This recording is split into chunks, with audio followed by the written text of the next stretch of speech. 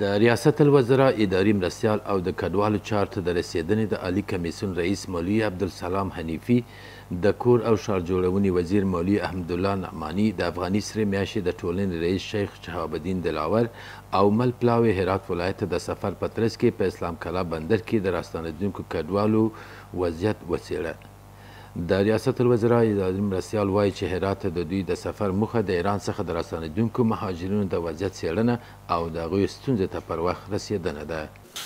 همراه مهاجرین باید ظلم صورت نگیره، حقوق کسی باید طلب نشوه. این مکلفیت اسلامی و همسایه‌داری ماست که باید این را مراعات بکنند. باز هم ما همه مسائلی که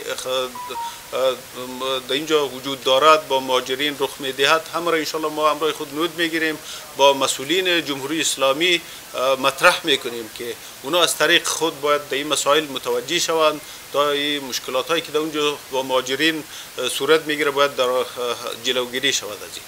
مولوي حنیفي زیاته کړه اسلامي امارت د هیواد په 25 ولایتونو کې د کډوالو لپاره د 15 ښارګوټونو د جوړولو طرحه تر لاس لاندې نیولې چې یو شمېر یې د جوړېدو په حال کې او د یو شمېر نور یې طرحې او نقشې بشپړې شوي دي. این مکلفیت کمیته اسکان موقت تحت سرپرستی مولانا عبدالرحمن راشد صاحب معین وزارت مهاجرین مکلفیت از اینایی است که برای همه مهاجرین جای بود باش برای تهیه بکنند، یا خیمه می شود یا هنگر می شود، هر چیزی که ضرورت است، یا سایبان می شود.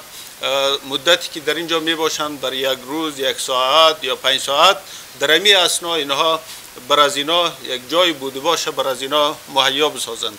د بل لوري دوه تنه راستانه شوي کډوال متین او اقبال شاه وایي چې د اسلامي امارت د مشرتابه عالی مقام او ټول مسؤلین د کډوالو وضعیت ته پوره پاملرنه لري او د سهولتونو د برابرولو په برخه کې ډیر زیار ایستلی دي.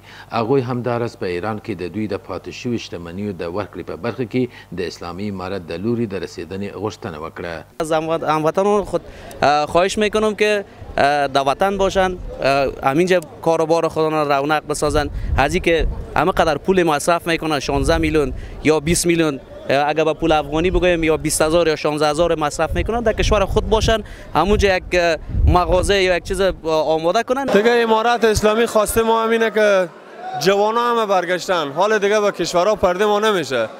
همینجا یک کار فراهم کنم که ما دیگه احتیاج به کشورها نباشه. ما خود 14-15 سال به ایران هم، امروز هم 500 میلیون پول ما بالای خونه مونده پس برگشتم آمدم. یعنی هیچ جام دست ما جای گیر نبوده. دا په داسې حال کې دی چې د اسلام کلا بندر د لارې هره ورځ په زرهاو کډوال هیواد ته راستانه کیږي چې د اسلامي امارت د اړوند کمیسیون د لوري ورته د خوړو، روغتیا او ترانسپورت په برخه کې خدمتونه وړاندې کیږي.